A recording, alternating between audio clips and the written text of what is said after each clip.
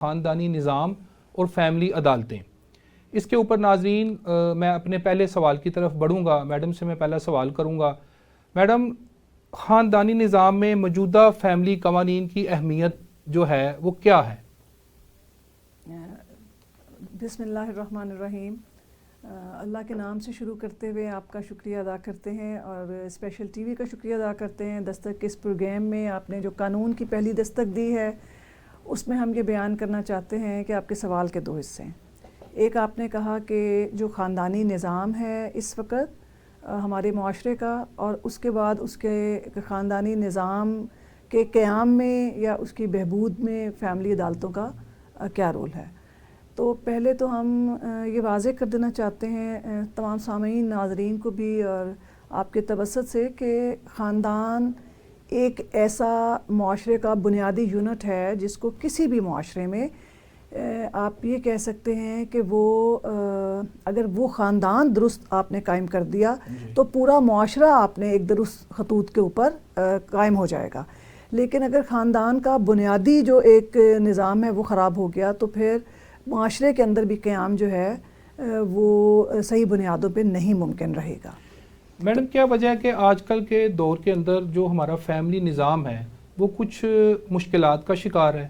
اس میں کون سے ایسے قانونی لوپ ہولز ہیں جس وجہ سے جب کسی گھر کے اندر کوئی فرسٹریشن ڈیولپ ہوتی ہے، میاں بیوی کے درمیان کوئی جھگڑا ہوتا ہے، کوئی بات طلاق کی یا خلا کی حد تک پہنچ جاتی ہے، تو ہمارے فیملی قوانین، ہماری کورٹس جو ہیں اس کو کس حد تک پروٹیکشن دیتی ہیں؟ کیا کورٹس مصالحت کے اوپر زور دیتی ہیں، یا جو کوئی عدالت کا دروازہ نوک کرتا ہے، دستک دیتا ہے، تو وہ اپنی جو ہے وہ سیپریشن کی طرف فوراً چلا جاتا ہے؟ تو یہ ہماری کورٹس کا رجحان جو ہے وہ کس طرف ہے؟ اب آپ کے یہ جو دوسرا سوال ہے اس کو پہلے کے ساتھ ملا کے جواب دینا چاہتی ہوں۔ ہم نے پہلے سوال میں کہا کہ خاندانی نظام اور فیملی عدالتوں کا اس خاندان کے نظام میں کیا عمل دخل ہے، یا وہ کس حد تک بہتری کی طرف کوئی طریقہ کار اپنایا جا سکتا ہے۔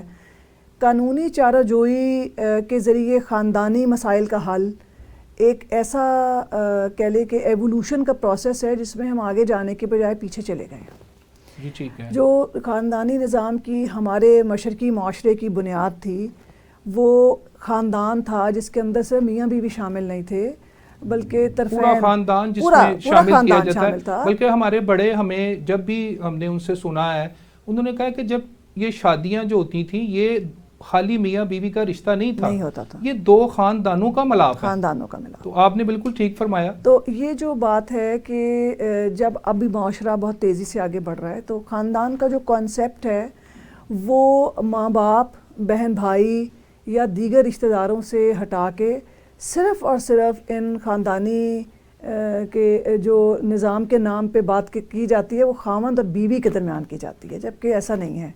میاں اور بیوی دو مختلف خاندانوں سے آتے ہیں اور اللہ رب العزت کے حضور اپنے آپ کو سبمٹ کرتے ہیں کہ ہم نے اپنا جو انفرادی وجود ہے اس کو ختم کر کے اب دونوں نے مل کے ایک نئے خاندان کی بنیاد رکھنے کے لیے ایک مجموعی ایک نیا وجود قائم کیا ہے، اور اس کو ہم نے نکاح کے ذریعے قائم کیا، اور وہ شادی کے ذریعے آگے پنپنے کے لیے ہم اللہ کے ہاں جواب دیتے ہیں۔ یعنی کہ میڈم، ہمارا جو یہ شادی کا جو نظام تھا، یہ جو فیملی قوانین ہیں جو آپ نے یہ روایتی بات بتائی ہے، اس کے اندر اہم بات مجھے یہ نظر آ رہی کہ جب تک ہم اپنے بڑوں کے ساتھ اٹیچ تھے، جب تک ہم فیملی سسٹم کو ہم نے ایکسیپٹ کیا ہوا تھا اور ہم نے بڑوں کا احترام کیا ہوا تھا اور ہم ایک دوسرے کی بات کو ماننے کو تیار تھے، تب تک تو یہ فیملی سسٹم کامیاب تھا۔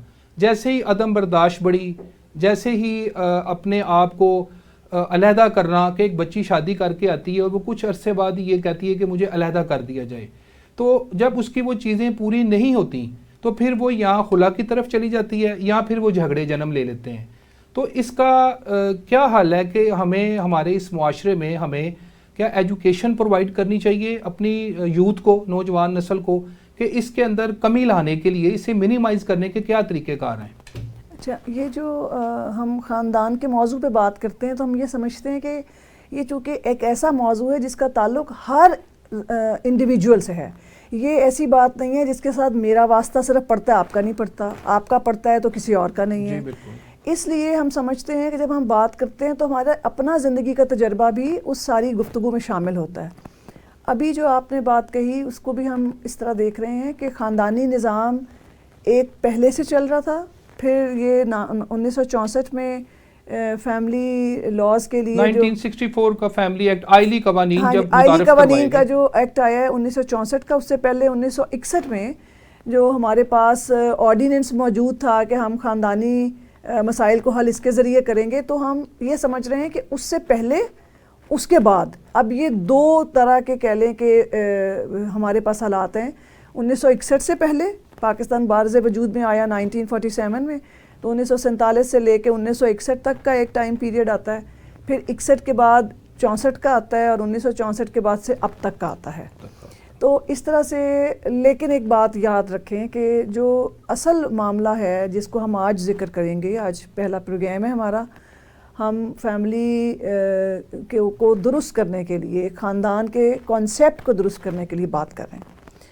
تو ایک تو ذہن میں رکھیں کہ جوائنٹ فیملی سسٹم کو ہم پروموٹ یا پروجیکٹ نہیں کر رہے. ہمارا یہ خیال ہے کہ یہ جو ورڈ جوائنٹ ہے یہ ہمارا نہیں ہے. ہم سمجھتے ہیں کہ اگر کہیں پہ خاندان کی ویلیوز، خاندان کا احساس، خاندانی رشتوں کا تقدس ہے، تو وہاں پہ علیحدہ رہنا یا جوائنٹ ہو کے ایک ہی چھت کے نیچے ایک ہی جگہ رہنا یہ معنی نہیں رکھتا. یعنی جو جگہ کا قید ہے یہ ایک بڑی مختلف بات ہے، لیکن اگر آپ یہ کہیں کہ جو ذہنوں کی، دلوں کی قید ہے، یہ ایک بہت مختلف بات ہے. اس وقت جو آپ نے بات کہی ہے اس کو بالکل آگے لے کے آئے ہیں. اگر ہمارے بڑے جو ہیں، اگر ہم ساتھ رہتے ہیں، ان کو آپ سمجھتے ہیں کہ جوائنٹ ہم نے رہنے کی کوشش کرنی ہے، تو بڑے ہی غیر منصفانہ ذہن رکھتے ہیں. بڑے، سارے گھروں کے بڑے وہ نہیں ہیں کہ جو اپنے بچوں کے درمیان بھی، یا اپنی بہوؤں کے درمیان بھی، یا اپنے پوتے پوتیوں یا نواسے نواسیوں کے درمیان بھی انصاف کر سکیں. یہ اس طرح کے بڑے بھی اب موجود نہیں ہیں. میڈم میں سمجھتا ہوں کہ یہ ضروری نہیں ہے کہ بڑوں کی وجہ سے ہی گھروں کے اندر جو ہے وہ میاں بیوی کے درمیان کوئی چپکلش پیدا ہو یا وہ سیپریشن کے معاملے میں پہنچیں. اسلام آپ کو پردے کا حکم بھی دیتا ہے، اور ساتھ یہ بھی کہتا ہے کہ جب آپ میاں بیوی کی شادی ہوتی ہے تو بڑوں کے اوپر یہ بھی فرض ہے کہ وہ ان کو ایک علیحدہ گھر پرووائڈ کریں، ان کا نان نفقہ پورا کرنے کے لیے انہیں ہر طرح کی سہولت پرووائڈ کریں. بالکل ایسا. جب آپ جوائنٹ فیملی سسٹم کی بات کر رہی ہیں تو جوائنٹ فیملی سسٹم کے اندر بڑے چھوٹے سارے رہ رہے ہوتے ہیں، اس میں بہت سے مسائل جو ہیں وہ زیادہ بھی الجھ جاتے ہیں. تو وہ الجھاؤ جو ہے وہ میری نظر میں یہ سمجھتا ہوں کہ جیسے آپ نے یہ بہت اچھی بات فرمائی کہ وہ جو فیملی سسٹم ہمارا بڑوں والا ہے، اگر اس کو پراپر ایجوکیٹ کیا جائے اور بڑے اس کے اوپر کام کریں کہ ہم نے اپنی اولاد کو کس طرح، اب اس کا دیکھو نا سن بلوغت آ گیا، اب آپ نے شادی کرنی ہے بچوں کی at the age of puberty. اللہ کا بھی حکم ہے کہ آپ شادی کریں اور انہیں جو ہے وہ پرووائڈ کریں، ہر قسم کی پروٹیکشن پرووائڈ کریں.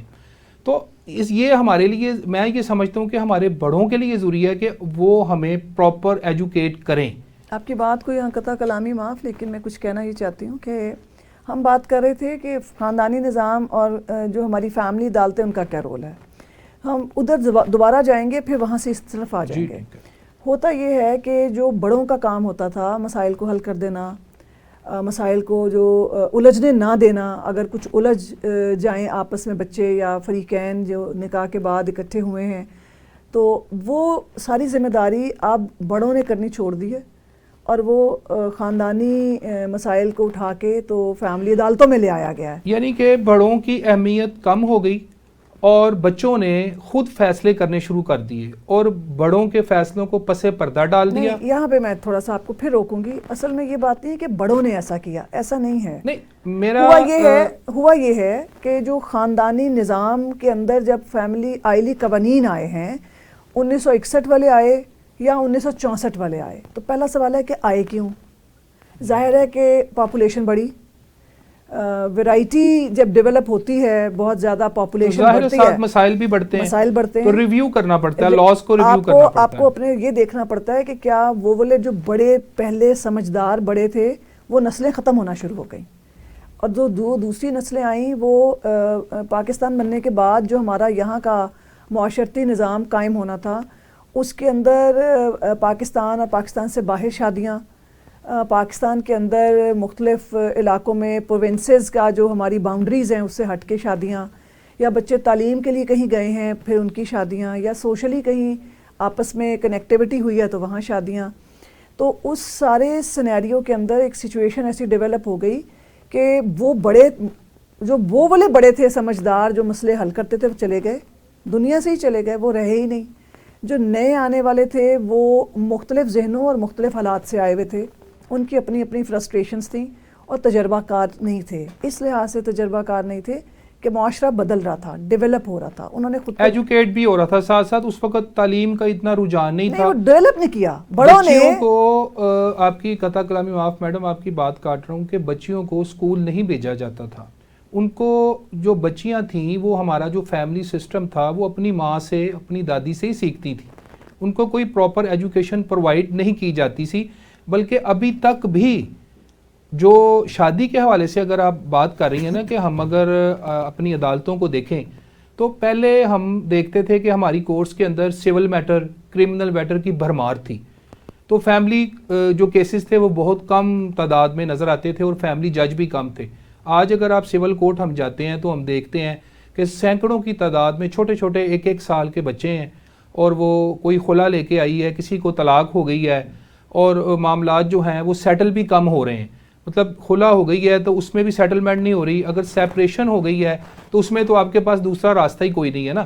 وہ تو مجھے اجازت دیں گے، ایک آپ نے بات کہی کہ خلا ہو گئی ہے یا سیپریشن ہو گئی ہے، آپ نے لفظ یوز کیا آئی کا مطلب ہے کہ آپ کے ذہن میں صرف خواتین ہیں جو کہ فیملی مسائل کا شکار ہو کے بچوں کے ساتھ عدالتوں میں آتی ہیں. نہیں، ایسا نہیں ہے.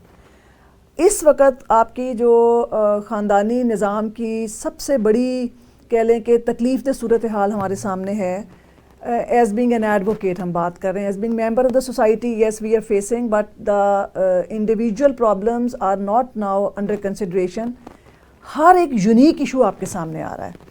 یونیک ایشو میں ایک ایشو یہ آ رہا ہے کہ جہاں خاوند سبمسو ہیں، اچھے ہیں، خیال رکھنے والے ہیں، دل جوئی کرنے والے ہیں. آپ کا کہنا ہے کہ دونوں پارٹیوں کا ایکول رول ہے اس کے اندر، اب ذرا سنیں، میں آپ کو حقیقت نہیں، میں آپ کو خالی خواتین کا رول نہیں ہے اس میں، جو مرد حضرات ہیں ان کا بھی بہت سا رول ہے جو ہمیں کیسز کورس میں دیکھنے کو ملتے ہیں. فواد ایک بات میں حقیقت پسندی پہ آنا چاہتی ہوں، میں آپ کو یہ بتانا چاہ رہی ہوں کہ نظام کے اندر خرابی کیا ہے. خرابی یہ ہے کہ اگر مرد as being husband, as being brother, as being کہہ لیں کہ فادر اور as anybody who is near and dear to, وہ پازیٹیو ہے تو اس کی پازیٹیوٹی کا اثر اس کے اپنے ہی گھر میں نظر نہیں آ رہا.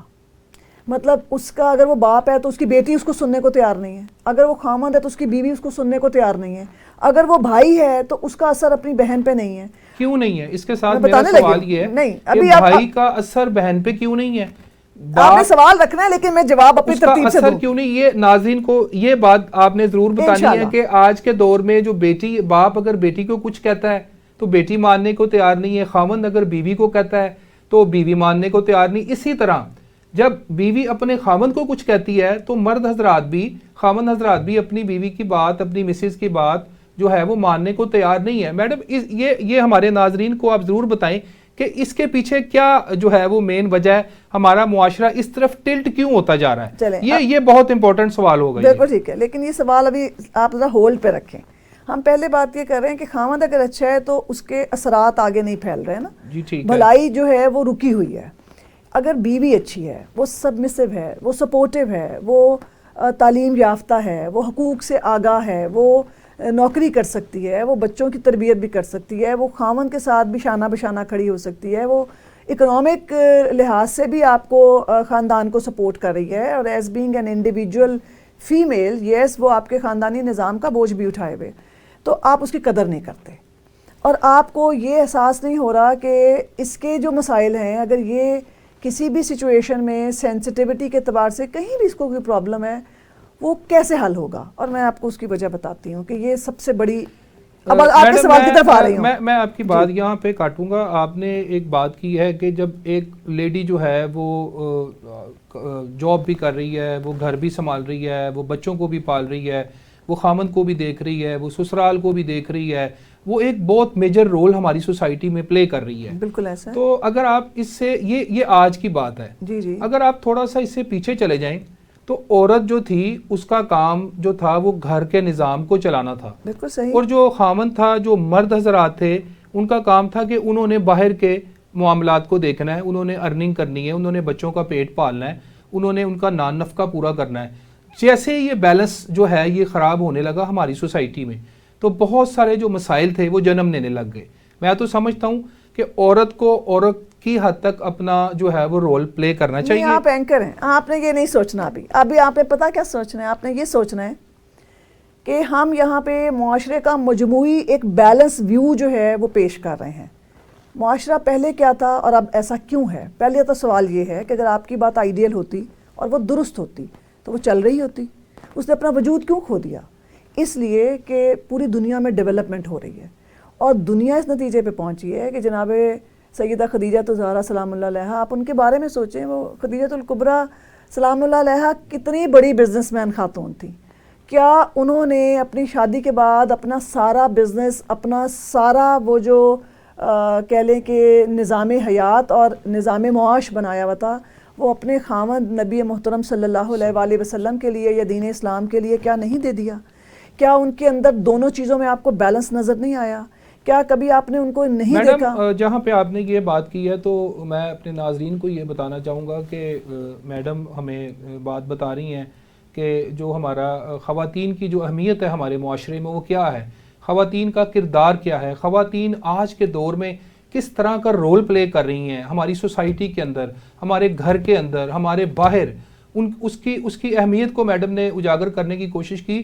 اس کے ساتھ ساتھ میں آپ کو ایک بات بتاتے چلوں کہ نبی اکرم صلی اللہ علیہ وسلم کے پاس جب آپ کی لخت جگر بی بی فاطمہ زہرا تشریف لاتی تھی تو آپ ان کے احترام میں کھڑے ہو جاتے تھے, یہاں تک کہ آپ اپنی جو کملی تھی, کالی کملی جو چادر وہ شانے پہ رکھتے تھے, اس کو کالی کملی کہتے ہیں, وہ بھی بچھا دیا کرتے تھے.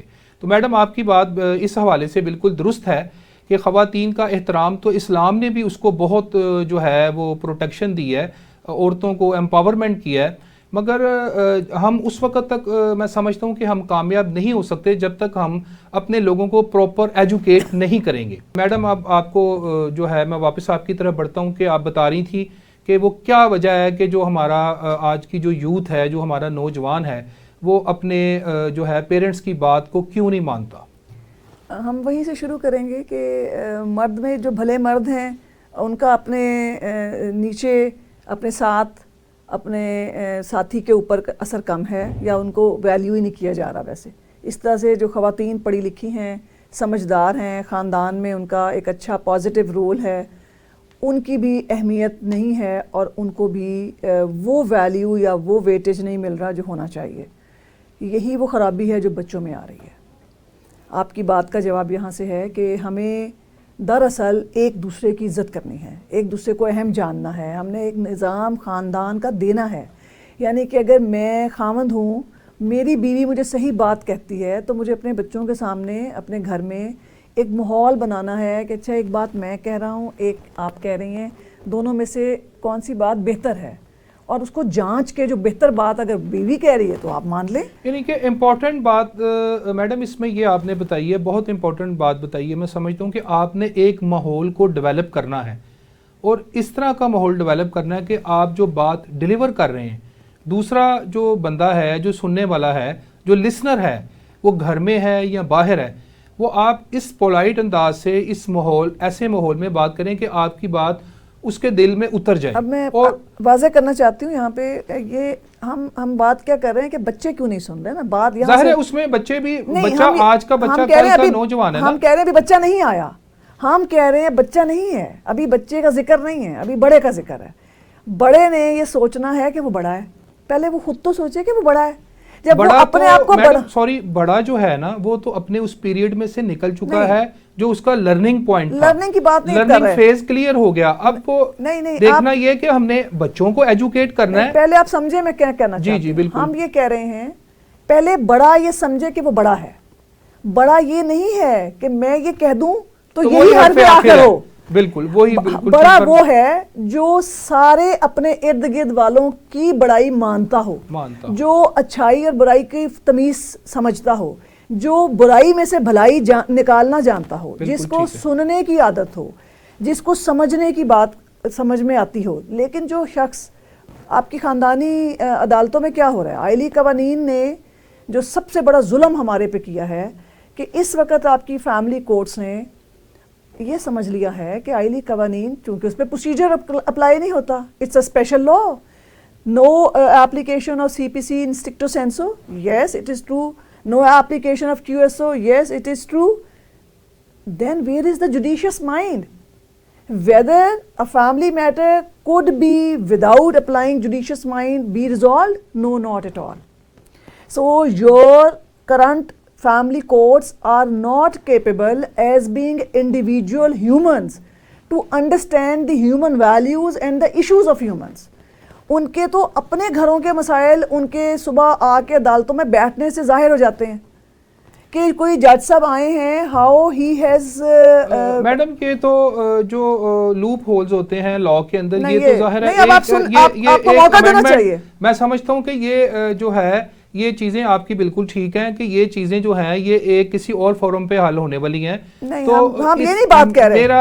میرا آپ سے یہ سوال تھا کہ آپ یہ جو بتا رہی تھیں کہ جو آپ نے ابھی بہت اچھی ایک بات بتائی. ناظرین, ماہر قانون میڈم سیدہ عظمیٰ گیلانی صاحب میرے ساتھ موجود ہیں. انہوں نے ابھی یہ بتایا کہ جب تک بڑا اپنا رول ادا نہیں کرے گا, جب تک بڑا بن کے نہیں دکھائے گا کہ اس کے اوپر کیا رسپانسبلٹیز ہیں, اس کا رویہ چھوٹوں کے ساتھ جب تک ٹھیک نہیں ہوگا, تب تک جو ہے ہمارا معاشرہ جو ہے پراپر طریقے سے ایجوکیٹ نہیں ہو سکے گا. اگر بڑے جبراً چھوٹے بچوں کے اوپر ظلم کریں گے یا اپنی غلط بات کو بھی منوانا چاہیں گے تو کسی بھی صورت میں ہم پازیٹیو ریزلٹس حاصل نہیں کر سکتے. کسی بھی صورت میں ہمارا معاشرہ صحت مند معاشرہ, ایک پڑھا لکھا معاشرہ نہیں بن سکتا. ناظرین, ہماری آج کی مہمان تھی سیدہ عظمیٰ گیلانی, ماہر قانون, ایڈوکیٹ ہائی کورٹ, اور میزبان Fawad Munir Mughal, advocate high court کو اسپیشل ٹی وی کے دستک پروگرام سے اجازت دیں. السلام علیکم ورحمۃ اللہ وبرکاتہ.